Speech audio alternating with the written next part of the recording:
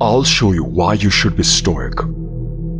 Stoicism is 2,000 years old philosophy, dedicated to helping people better themselves, stop caring about things outside their control, and live virtuous lives.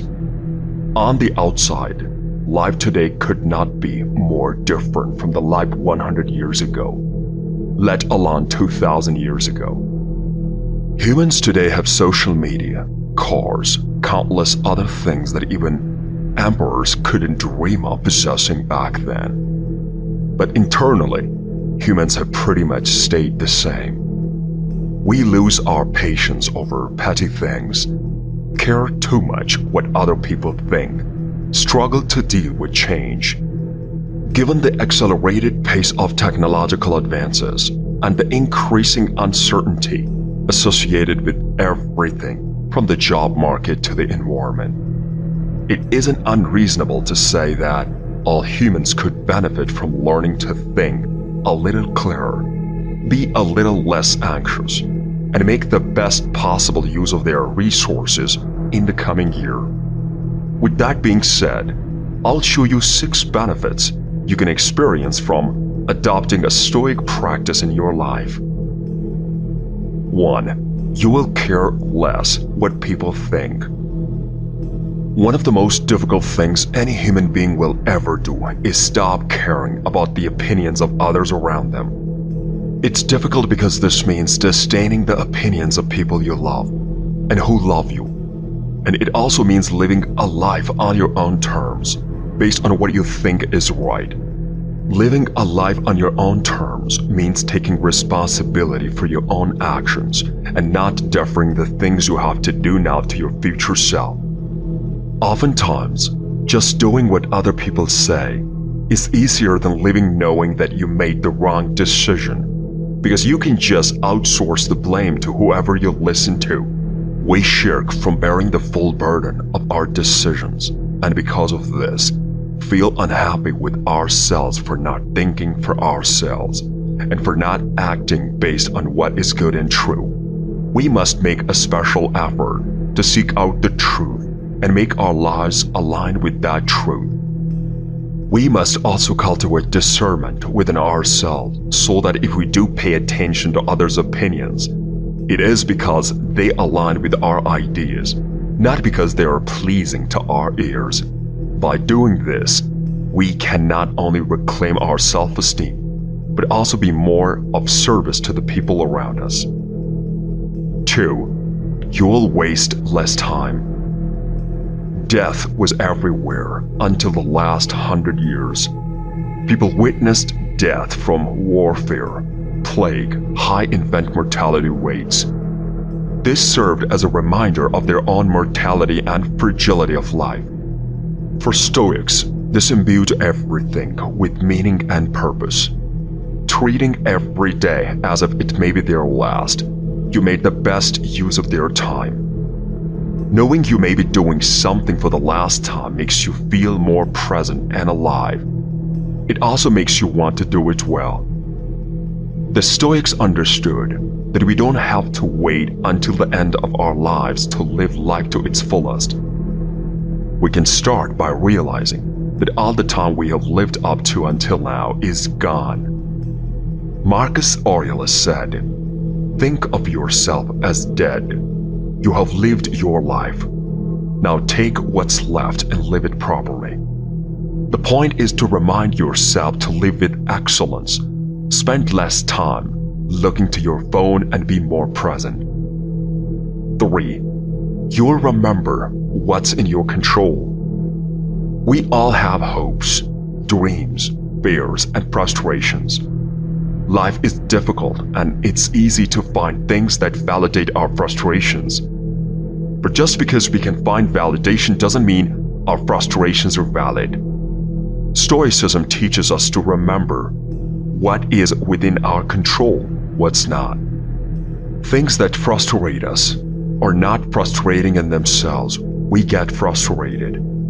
The Stoics knew that letting something outside their control affect their peace of mind meant they lost their sovereignty over their emotions. By becoming disturbed about things over which we have no power, we prevent ourselves from giving energy to things we do control. Instead of beating ourselves up for not being as witty as we would like, focus on qualities within our power: sincerity, gravity, endeavor of labor, aversion to pleasure, contentment with our portion and a simple life. By focusing on what we can control and ignoring what we can't, we will become happier, stronger, and more efficient. 4. You will stop being so distracted. When a person can't find a deep sense of meaning, they distract themselves with pleasure. Viktor E. Frankl. It's never been more difficult to avoid distraction. Access to limitless amounts of entertainment is nearly ubiquitous, and it seems what everywhere we look, people are begging for our attention. People want us to listen to their podcast business, want us to watch their ad so we can buy their product. Networks want us to watch their TV show, and all of them just want a moment of our time. The list is endless, and the more we consume, the more we want to consume. Anything to keep ourselves from sitting alone with our own thoughts, anything to keep ourselves from getting bored. The problem is that the very things that keep us from getting bored are the same things that keep us from becoming our best selves. Playing a game on your phone is at first a way to stave off boredom, but eventually it becomes a way to distract yourself from your emotions. Understand, by preventing yourself from feeling your emotions, you prevent yourself from learning from them. If something makes you angry, and your first instinct is to pull out your phone and scroll through Instagram, you are depriving yourself of the opportunity to learn from the anger and to ultimately be free of it. 5. You will stop being so anxious. He suffers more than necessary who suffers before it's necessary. Seneca. Anxiety is more rampant today than ever. We never feel like we're doing what we should be, and because of this, constantly fret about the past, neglect the present, and fear the future.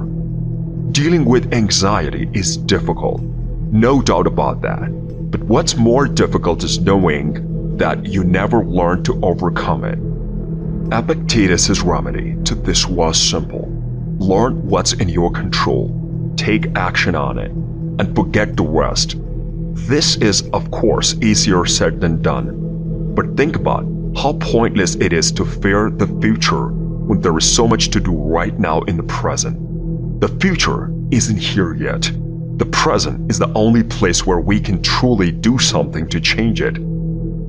The problem is that we often don't take the time to think about and differentiate between the things that are and aren't in our control, so we can take action blindly and inefficiently. Worrying about things that are pointless to worry about.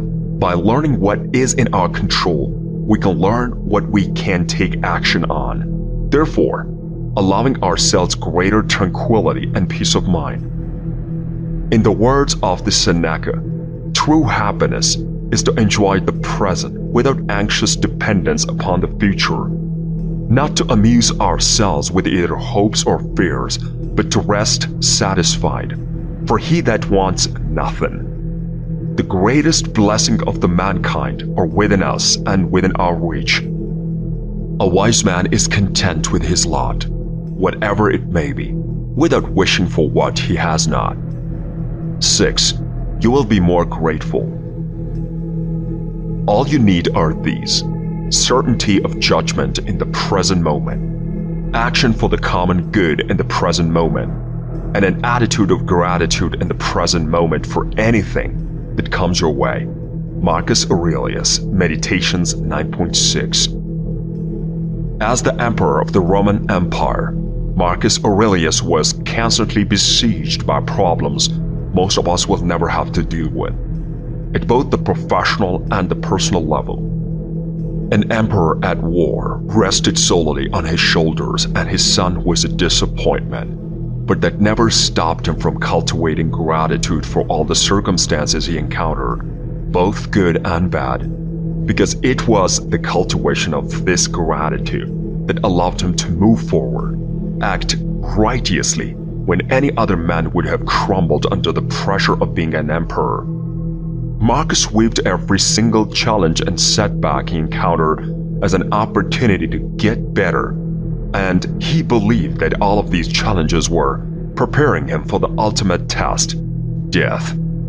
This sentiment is echoed in his meditation.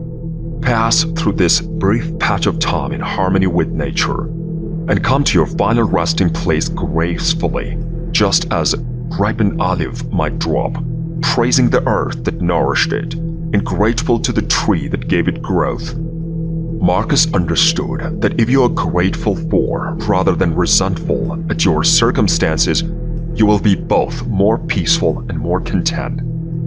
It's time to build your inner fortress. The universe is flux, life is opinion. Marcus Aurelius. While we may not know what the coming year or decade will bring us, we do know what we have to do in order to face the uncertainty head-on and come out triumphant. The practice of Stoicism is not aimed at happiness, though happiness may very well be a side effect of it. It's aimed at doing what's right, and it's by doing what's right that we may become more resilient to the inevitable changes and obstacles that life throws at us. Change is the only thing that's certain in this world, and it's only by constantly exercising our objective judgment, our gratitude, our resiliency, that we may be best equipped to deal with it. If you want to follow the man's way, don't forget to express your appreciation by clicking the like and subscribe buttons. Till the next time.